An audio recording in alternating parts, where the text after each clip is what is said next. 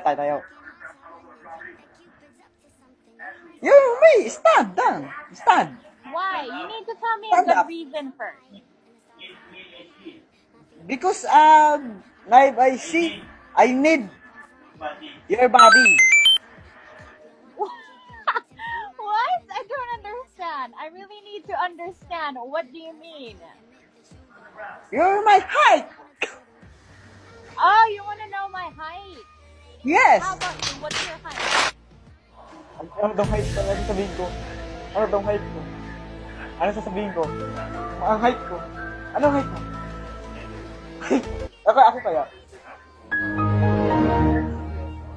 Mga 5'11". 5'11". Your house, you? You're 5'11"? Yes. I'm 6'2". 6'2". Yeah. 6'2". Oh. You're Americano, di ba? You're Americano. Americano? Americano? Oh, I'm American. Yeah, I'm American. How about you? Yeah, American daw siya. Can you tell me more about yourself? Because I really want to talk to you.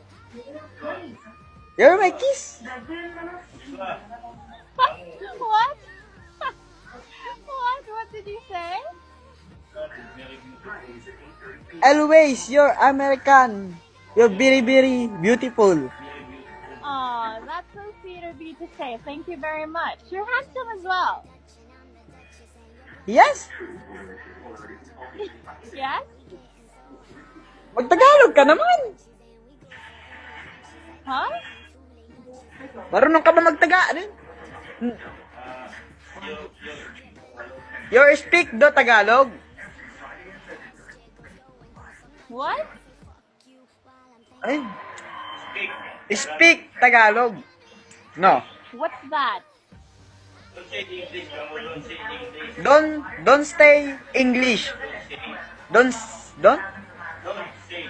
say English. One more time. Don't what? Don't? You're say Tagalog. Don't stay English. You don't want me to speak in English.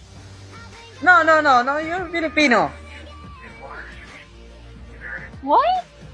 Filipino, no, speaking I not English, understand? Oh.